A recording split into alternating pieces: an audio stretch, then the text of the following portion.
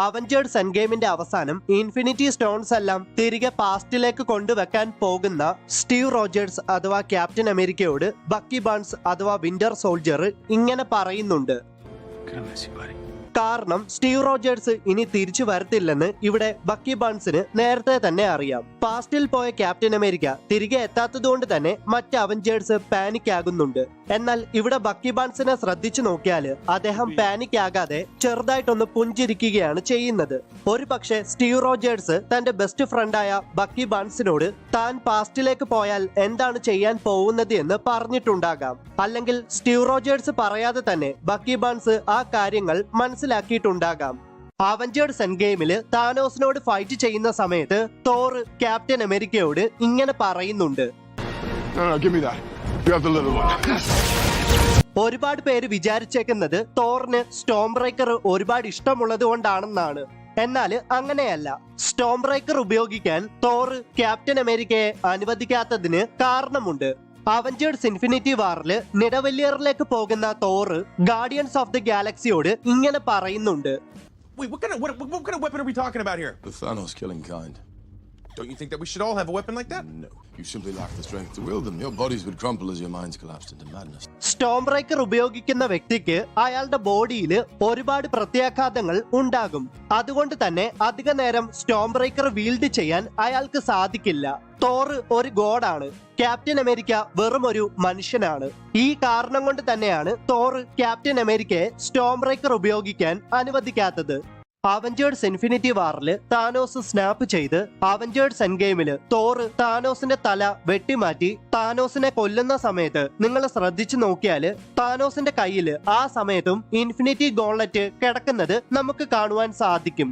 താനോസിന്റെ snap അത്രമാത്രം powerful ആയതുകൊണ്ട് ഒരു പക്ഷേ താനോസിന്റെ കയ്യില് ഇൻഫിനിറ്റി ഗോൺലെറ്റ് സ്റ്റക്ക് ആയതാകാം. എന്നാൽ അവഞ്ചേഴ്സ് എൻഡ് ഗെയിമില് ഹൾക്ക് സ്നാപ്പ് ചെയ്യുമ്പോൾ ഹൾക്കിന്റെ കയ്യിൽ നിന്ന് ഇൻഫിനിറ്റി ഗോൺലെറ്റ് ഓട്ടോമാറ്റിക് ആയിട്ട് റിമൂവ് ആകുന്നത് നമുക്ക് കാണുവാൻ സാധിക്കും.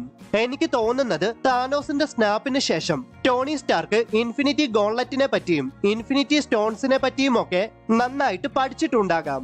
അതായത് എല്ലാ ഇൻഫിനിറ്റി സ്റ്റോൺസിന്റെയും പവേഴ്സിനെ കൈകാര്യം ചെയ്യാൻ സാധിക്കുന്ന അല്ലെങ്കിൽ ഇൻഫിനിറ്റി ഗോൺലെറ്റ് അത് വീൽഡ് ചെയ്യുന്ന വ്യക്തിയുടെ കയ്യിൽ സ്റ്റക്ക് ആകാത്ത ഒരു ഡിസൈന് അങ്ങനെയാകാം ടോണി സ്റ്റാർക്ക് ഡിസൈൻ ചെയ്തത്.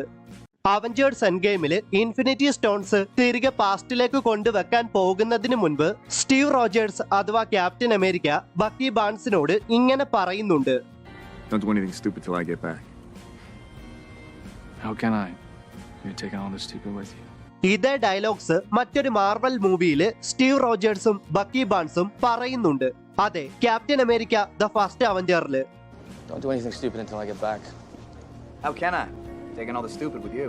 സത്യത്തിൽ സ്റ്റീവ് റോജേഴ്സും ബക്കി ബാൺസും തമ്മിലുള്ള അവഞ്ചേഴ്സ് എൻഡ് ഗെയിമിലെ conversation Captain America the First അവഞ്ചറിൽ സ്റ്റീവും ബക്കിയും തമ്മിലുള്ള ആ കോൺവെർസേഷന്റെ ഒരു കോൾ ബാക്ക് ആണെന്ന് വേണമെങ്കിൽ പറയാം.